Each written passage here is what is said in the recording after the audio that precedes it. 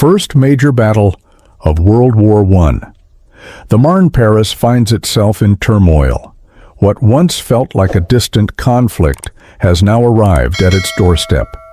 In a state of desperation, refugees attempt to escape the city, leaving abandoned vehicles scattered along the roads. A monoplane, marked with iron crosses, releases bombs and a foreboding message over the City of Light. The message is both straightforward and alarming. The German army is at the gates of Paris. Amidst the chaos, a slender man with glasses stands firm. Joseph Galiani, the military governor of Paris in September 1914, declares, "I have been entrusted with the duty to defend Paris against the invader. I will fulfill this duty to the very end." In August 1914, Germany confronted the long-feared prospect of a two-front war against France to the west and Russia to the east. Consequently, following the notorious Schlieffen Plan, the Kaiser's forces initiated an audacious campaign aimed at defeating France within 42 days. With relentless determination, the Germans advanced through Belgium, seeking to outmaneuver French defenses and capture Paris. However, the Germans were not the only ones on the offensive. As the Great War unfolded, military strategy was dominated by a fervent belief in the power of the offensive. This ideology held that an attacking force would triumph over a defending one. In reaction to the German advance, France launched its own offensive, known as Plan 17. French forces aimed to penetrate Alsace-Lorraine and southeastern Belgium, intending to achieve victory over the Germans in a single, decisive confrontation. The ensuing Battle of the Frontiers involved over 2 million troops, marking it as the largest battle in human history up to that time. For the Entente, the battle proved to be a significant setback. Despite the determined defense mounted by the recently deployed British Expeditionary Force, led by Sir John French, at the strategically important city of Mons, the French forces, which were far more numerous, suffered a decisive defeat. Factors such as inferior training, lower quality weaponry, and conspicuous military uniforms that were easily identifiable all contributed to France's struggles in the war's early stages. Moreover, the French army's overly aggressive offensive tactics, combined with a lack of coordinated artillery support, created a perilous situation. The challenges of learning a foreign language can be daunting, particularly when the stakes are high. This was evident for those involved in the First World War, where soldiers or spies proficient in multiple languages could collect and relay crucial information, navigate occupied areas, forge documents, and communicate with various groups while avoiding enemy detection. After enduring significant losses at the hands of the German forces, French Chief of Staff Joseph Joffre ordered a general retreat into northern France. During this extensive withdrawal, the French and British engaged in several rearguard actions and counterattacks as they retreated toward the River Marne. Joffre utilized France's extensive railway network to redeploy his troops and established a new Sixth Army near Paris. As September commenced, German cavalry patrols reached a point just 8 miles, or 13 kilometers, north of Paris, raising concerns that the German army might achieve its ambitious Schlieffen Plan. However, despite the seemingly favorable circumstances for Germany, the Kaiserreich encountered several complications that hindered its imminent victory. The French army and the British Expeditionary Force managed to retreat in an organized manner, while the German forces consistently failed to deliver a decisive blow. German logistics were increasingly strained, as much of Belgium's railway infrastructure lay in ruins, causing armies to move further away from their supply lines. Additionally, Chief of Staff Helmut von Moltke redirected several corps from France to support garrisons and screening operations in Belgium, as well as to defend East Prussia. In addition to these challenges, the most significant vulnerability of the German army was its communication, or rather, the absence of effective communication. The German forces operated with a degree of independence from one another, while Moltke remained at his headquarters in Luxembourg, distant from the front lines. There was minimal coordination between the army headquarters and the field units. As the Entente forces withdrew, the assertive General Alexander von Kluck of the First Army opted not to encircle Paris from the west. Instead, he redirected his army to the east of Paris for several reasons. As Kluck advanced eastward to align with the German Second Army commanded by Karl von Bülow, French military intelligence became aware of this shift through radio interceptions, aerial reconnaissance, and a map discovered on a deceased German officer. This intelligence presented a significant opportunity for the French. By bypassing Paris, the First Army left itself vulnerable to a counterattack.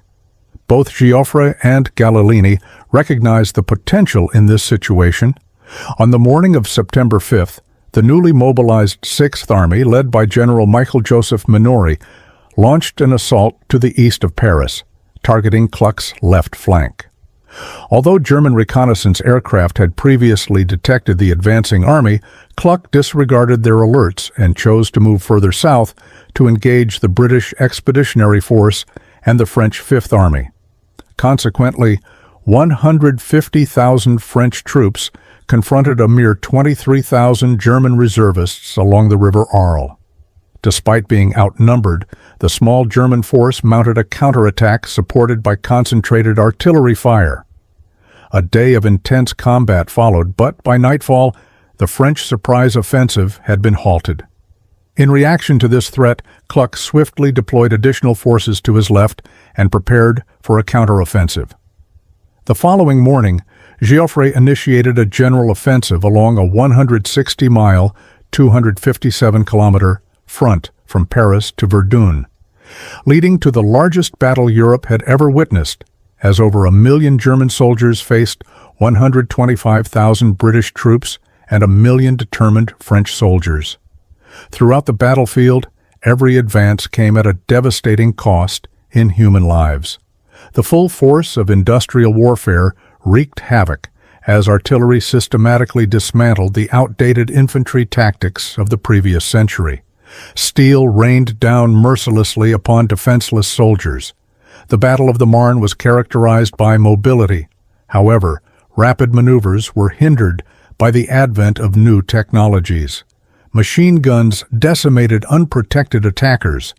In one instance, a Moroccan assault faced a staggering casualty rate of 85%. Among the French forces, there existed a profound cultural aversion to entrenching or conducting operations from trenches. A member of General Joffre's staff remarked that the notion of establishing any form of defense elicited an almost instinctive revulsion. To dig into the ground was perceived as an act of dishonor. During the conflict, the soldiers exhibited brutality comparable to the weapons they wielded. When a German battalion surrendered by displaying a white flag, the advancing French troops continued to fire, resulting in the deaths of 450 men. Near Paris, Kluck's First Army engaged in a fierce confrontation with Minory's Sixth Army. In a notable moment of the battle, General Galiani addressed the emerging threat by commandeering approximately 600 Parisian taxis to swiftly bolster the Sixth Army, located about 30 miles or 48 kilometers northeast of the city. While the military significance of Galiani's strategy was relatively minor, it significantly boosted the morale of both French troops and civilians. As the battles continued, French aerial reconnaissance identified a critical opportunity. After Kluck reinforced his left flank to counter the French Sixth Army, a 30-mile or 48-kilometer gap emerged between his forces and Bülow's Second Army.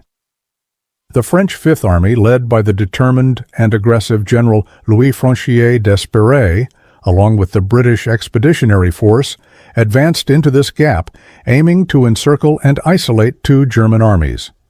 The British Expeditionary Force, BEF, particularly under the command of John French, initially showed reluctance to engage in the battle. However, they were compelled to act following an impassioned appeal from Joffre. Although the BEF's advance did not meet the expectations of Franchier d'Espèrey and Joffre in terms of speed, their incursion into the gap significantly altered the course of the battle as the right flank of the Fifth Army constrained Bülow during the Battle of the Two Moraines. The BEF, alongside the left flank of the Fifth Army, continued to penetrate deeper into the gap. Bülow found himself under intense pressure, with his flanks vulnerable. While the French lines in the east appeared to be on the verge of collapse due to German assaults, Bülow faced a critical situation. As fierce fighting persisted along the extensive front at the River Marne, the disintegration of communication among the German generals and their high command became increasingly problematic. On September 8th, Moltke, who preferred to command through an emissary, sent a liaison officer, Richard Hensch, to visit each army headquarters. Hensch was granted verbal authority to invoke Moltke's name if he deemed redeployments necessary. In the eastern armies, conditions remained largely unchanged. After Hensch reported a favorable situation in the east, he proceeded to meet with Bülow and his staff, where the circumstances were nearing a breaking point. Upon receiving intelligence the following morning about enemy forces gathering in significant numbers in the gap, Bülow resolved to withdraw his troops northward, behind the Marne, with Hensch's approval. Following Bülow's retreat, Hensch reluctantly ordered a similar withdrawal from the Cluck. 2 days later, concerned that the Eastern Army might be outflanked by the advancing Entente forces, Moltke commanded a general retreat to the north. The German defeat at the Marne had significant repercussions.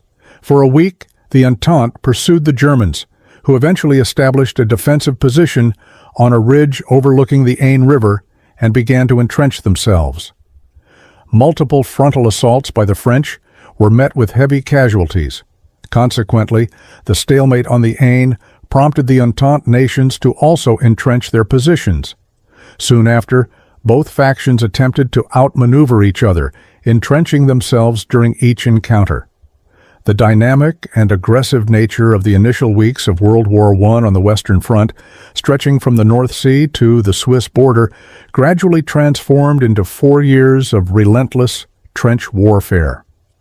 Germany found itself in the very predicament it had sought to avoid. It was compelled to engage in a prolonged two-front war of attrition.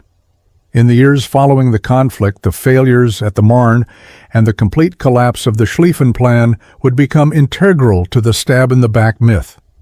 Revisionists and nationalists would hold figures such as Moltke, Bülow, Hensch, and even Jews and Freemasons accountable for thwarting what should have been Germany's victorious 42-day campaign.